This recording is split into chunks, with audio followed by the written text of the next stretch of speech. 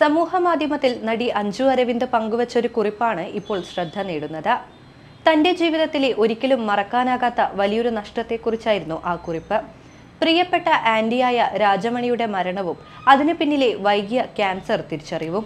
എന്നാൽ അത് വെറുമൊരു മരണവാർത്തയല്ലായിരുന്നു. അഞ്ജുവിന്റെ ജീവിതത്തെ രൂപപ്പെടുത്തിയ ഒരു സ്ത്രീയോടുള്ള സ്നേഹവും കടപ്പാടും നിറഞ്ഞ ഓർമ്മക്കുറിപ്പായിരുന്നു അത്. ആന്റി എന്ന് പറഞ്ഞു കഴിഞ്ഞാൽ അമ്മേന്റെ അനിയത്തിയാണ്. അമ്മയ്ക്ക് 5 സിസ്റ്റേഴ്സ് ആണുള്ളത്. അമ്മേന്റെ നേരെ അനിയത്തിയാണ് രാജാന്റി. രാജാന്റി എന്ന് പറയുമ്പോൾ ഞാനൊരു സോഷ്യൽ മീഡിയയിലൊക്കെ ഞാൻ പോസ്റ്റ് ചെയ്തിട്ടുണ്ടായിരുന്നു രാജാന്റിനെ കുറിച്ചൊരു കുറിപ്പ്. അപ്പോൾ ആ കുറിപ്പിൽ ഞാൻ പറഞ്ഞിരിക്കുന്നത് എൻ്റെ ഹൃദയത്തിൽ നിന്ന് വന്നിട്ടുള്ള വാക്കുകളാണ്. ആന്റി എന്ന് പറയുന്ന സമയത്ത് എൻ്റെ അമ്മയെ പോലെ തന്നെ എന്നെ വളരെയധികം കെയറോടുകൂടി പ്രൊട്ടക്ട് ചെയ്ത് കെയറോടുകൂടി എന്നെ നോക്കിയ ആളാണ്.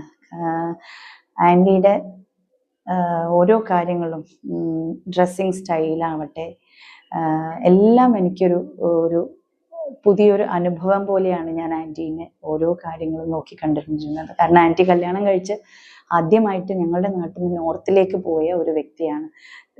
നോർത്തിലായിരുന്നു ഏറെക്കാലവും. അപ്പൊ ആന്റി വരുന്ന ലീവ് സമയങ്ങളിൽ നമുക്ക് വലിയൊരു സന്തോഷമായിരുന്നു.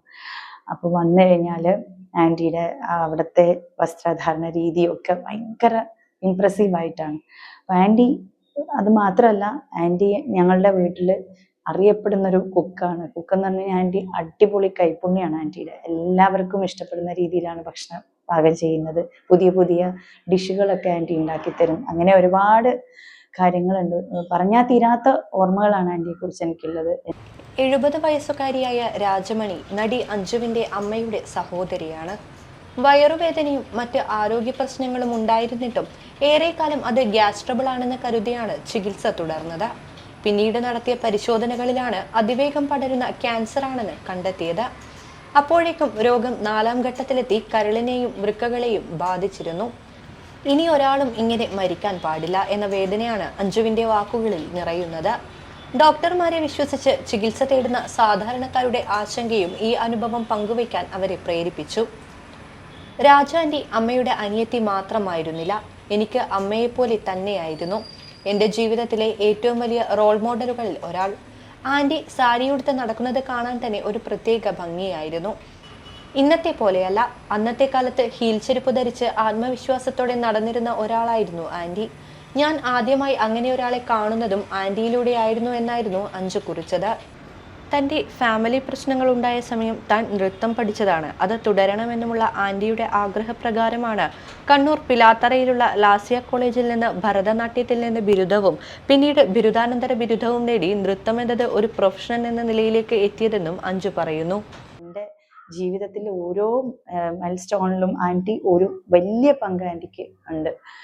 അത് മാത്രല്ല, ഞാൻ സ്കൂളിൽ പഠിക്കുന്ന സമയത്ത് അറിയാലോ, സ്കൂൾ ടീച്ചറിൻ്റെ മോളാണ് ഞാൻ. അപ്പോൾ സ്കൂളിൽ പഠിക്കുന്ന കാലത്ത് നിരവധി ഡാൻസ് ഐറ്റംസിലൊക്കെ പങ്കെടുക്കുമായിരുന്നു. നിങ്ങൾക്കൊക്കെ അറിയാം, ഒരു നൃത്തം പഠിക്കുമ്പോൾ, ഒരു ഭരതനാട്യം പഠിച്ചു കഴിഞ്ഞാൽ അതിന് ഡ്രസ്സ് എത്രത്തോളം കോസ്റ്റ്ലി ആണ്, എത്രത്തോളം അരങ്ങിൽ വരുമ്പോഴേക്കും അതിൻ്റെ കോസ്റ്റ് എത്രയാണെന്ന് നിങ്ങൾക്കറിയാം. അപ്പം ഞാൻ പഠിച്ചിരുന്നത് Bharatanatyam, Mohiniyattam, folk dance, group dance, അതും കൂടാതെ കുച്ചിപ്പുടിയും ആയപ്പോൾ എൻ്റെ അമ്മയ്ക്ക് ഇതൊക്കെ കൂടി എഫോർഡ് ചെയ്യാൻ പറ്റില്ല. ഓരോ പ്രാവശ്യവും ഓരോ ഡ്രസ്സാണ് നമുക്ക് തുന്നേണ്ടിയിരിക്കുന്നത്. അങ്ങനെ 9ാം ക്ലാസ്സിൽ നിന്നാണ് ആദ്യമായിട്ട് കുച്ചിപ്പുടി അരങ്ങേറിയത്. അപ്പം അമ്മ ടീച്ചറോട് പറഞ്ഞു, മതി ടീച്ചർ, ഏതെങ്കിലും പഴയ ഡ്രസ്സൊക്കെ റെൻറ്റിന് എടുക്കാൻ പറ്റുമെന്ന് നോക്കാം, പുതിയ ഡ്രസ്സ് തുന്നിക്കാനൊന്നും പൈസ ഇല്ല എന്ന് പറഞ്ഞപ്പോൾ ആൻറ്റിയുടെ കാഞ്ചീപുരം സാരി അമ്മയ്ക്ക് കൊടുത്തിട്ട് പറഞ്ഞു, ഇത് ഇട്ട് അവളെ നൃത്തത്തിലേക്ക് കുച്ചിപ്പുടി ചെയ്യിക്കാം എന്ന് പറഞ്ഞു. അങ്ങനെ ഒരു പച്ച കളർ സാരിയായിരുന്നു എനിക്ക് ആൻറ്റി തന്നത്, പച്ചയും ക്രീമും. ആ ഡ്രസ്സ് ഇട്ടിട്ടാണ് ഞാൻ കണ്ണൂർ ജില്ലാ കലാതിലകമായി അറിയപ്പെട്ടത്. അതിനുശേഷം അവിടെ നിന്ന് ഞാൻ യൂത്ത് ഫെസ്റ്റിവലിൽ കണ്ണൂർ ജില്ലയെ റെപ്രസെൻറ്റ് ചെയ്തുകൊണ്ട് സ്റ്റേറ്റ് യൂത്ത് ഫെസ്റ്റിവലിൽ പോയി.